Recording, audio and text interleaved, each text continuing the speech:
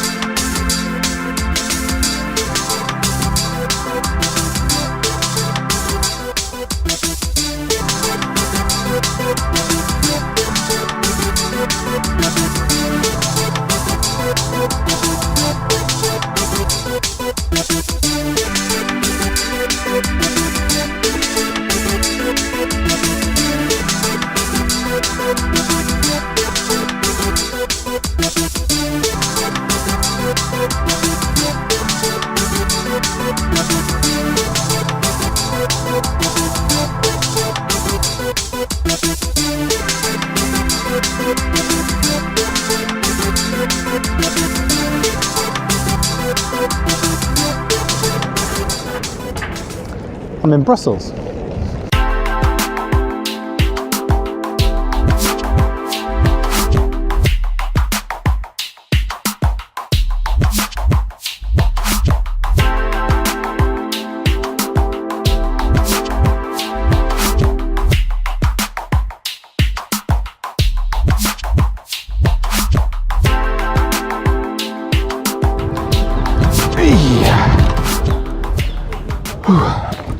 Okay, I'm here thanks to BMI Regional because they've started to offer really cheap, quick flights from Newcastle International Airport to Brussels Airport. These flights are super easy to get and it only takes an hour.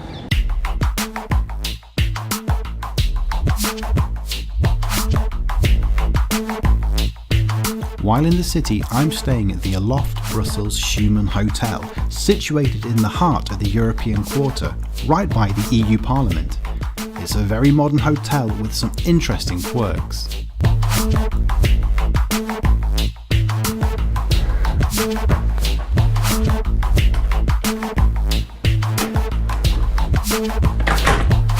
Okay.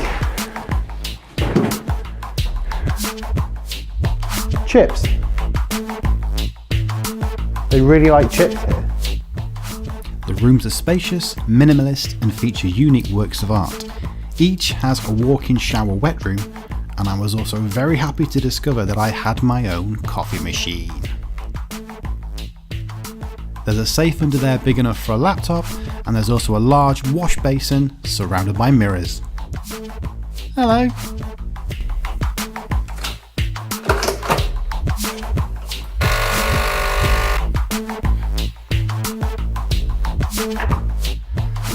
One interesting feature of the room is this screen over there which lets light into the shower.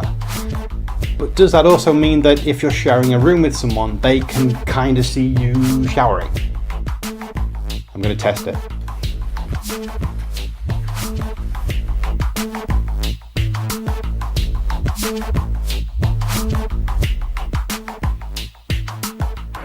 That's a yes then, so just make sure you share your room with a good friend.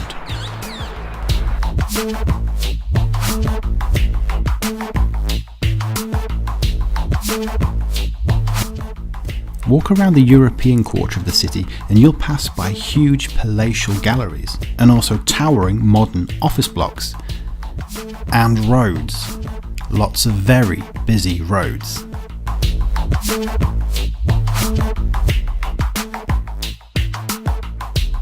I just walked for a mile and a half there through the centre of a European capital city and I did not pass a single shop.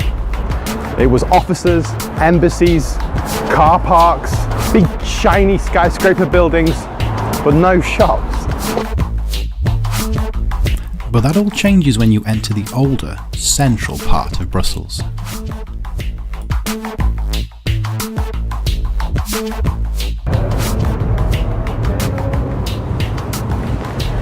That statue of the baby pissing is really popular.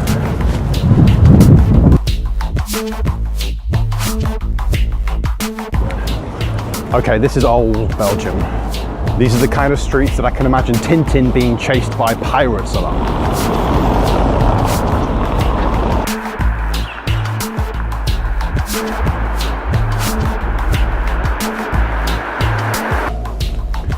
One thing to note is how quiet Brussels is. I'm here on a Saturday morning at 11 a.m. and it's pretty dead. I mean, if we were in any other city, especially in the UK, on a Saturday morning, it would be rammed. Now actually the reps at BMI Regional said that Brussels can actually get quieter at the weekend because it's such a business city, all those business workers who come for the week go home. So something to bear in mind if you're looking for a weekend break that isn't rammed.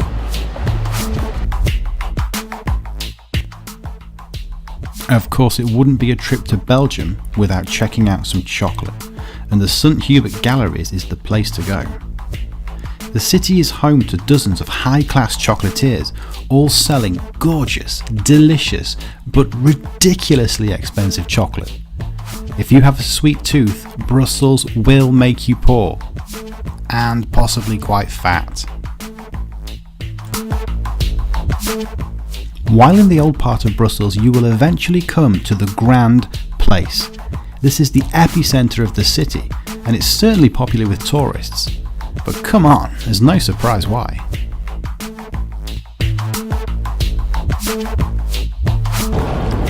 I really love going into supermarkets in other countries because it's like crossing over into a parallel dimension. Everything looks familiar, but it's just that little bit different. Like, I suppose, any foreign city. I mean, look at this over there. What restaurant is that? Everything's so strange.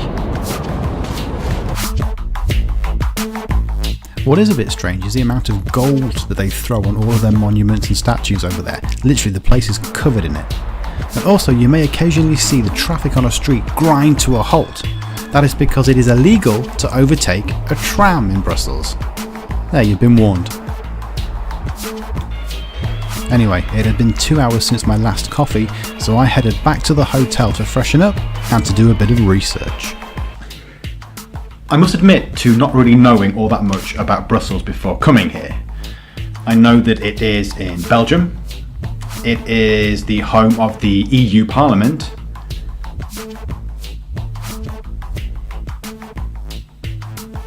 Sprouts? What I did discover is that when the sun goes down, Brussels transforms.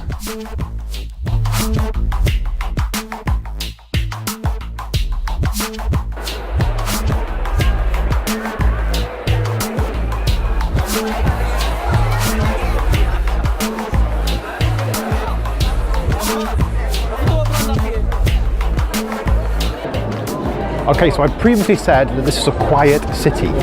It's 8 p.m. now, and this place has come alive.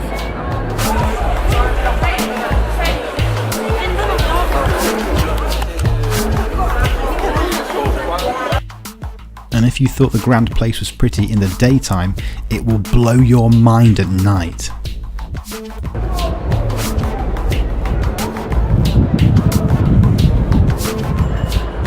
That's a queue out onto the street at 9 o'clock at night for chips. These people really love their chips. And I can't really blame them. Belgium chips are awesome.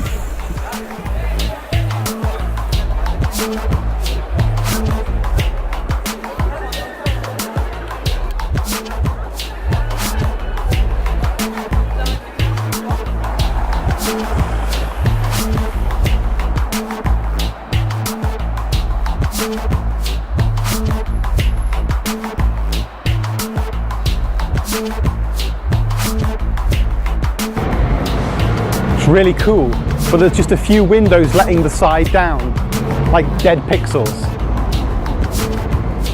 Got to get that fixed. Hello, tech support. Yeah, our building's broken.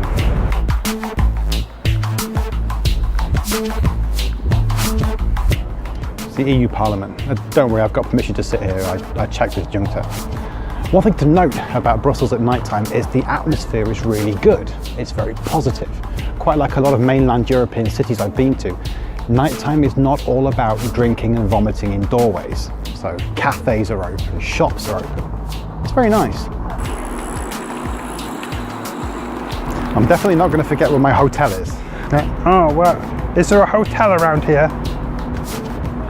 says hotel. One thing the guys at the Aloft Brussels Schuman suggested I tried was their cocktails. The hotel's bar is open to non-guests at night and it has a real nightclub feel to it.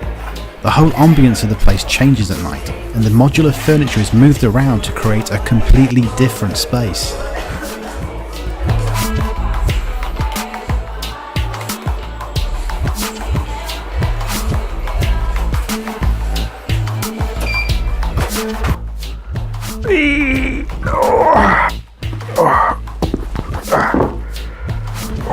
Feet are pretty sore. A lot of walking. It's quite a big city. Good night.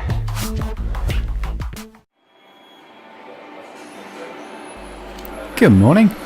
Breakfast at the hotel was a typically continental affair with fruits and cold meats laid out, and of course there was the obligatory Belgian waffles.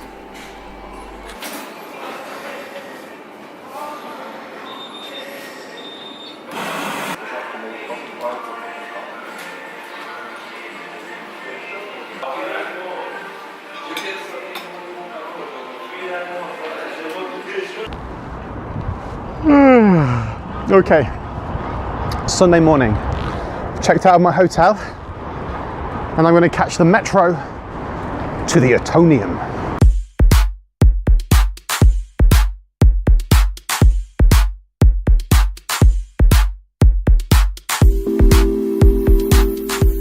Yeah, I know, right? Brussels' metro system is pretty good, with trains running very frequently, although there aren't many stations close to the centre of the city.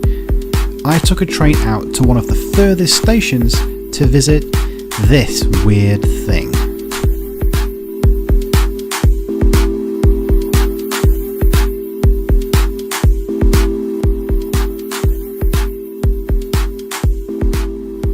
The Atomium was built for the 1958 World Fair and was actually intended to be demolished soon after. But it's still here and has become a bizarre symbol for Brussels.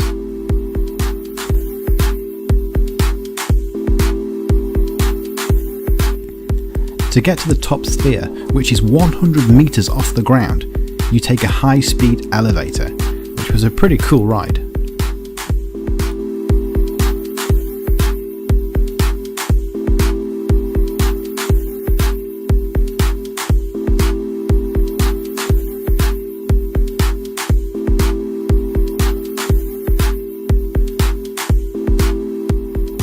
At the top, you can enjoy a full panoramic view over Brussels.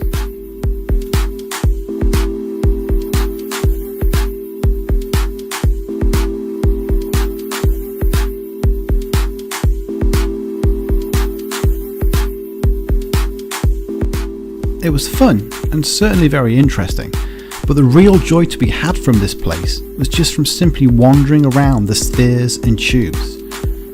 Oh, and there's also a miniature version of Europe that you can look down upon.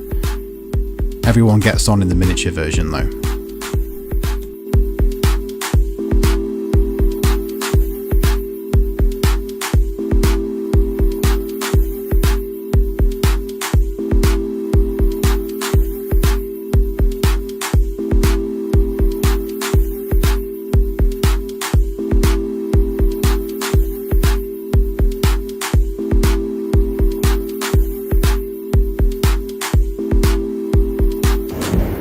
It's a bit like a James Bond villain's secret hideout, or the place where a cult would all gather to take off for Mars. I really like it.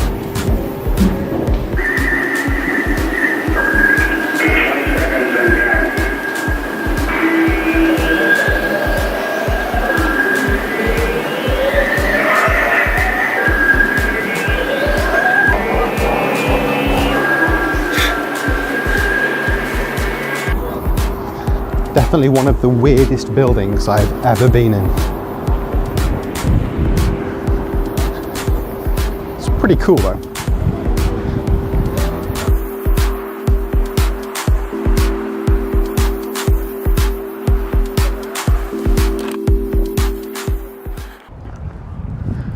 I have to admit, Brussels is a bit weird.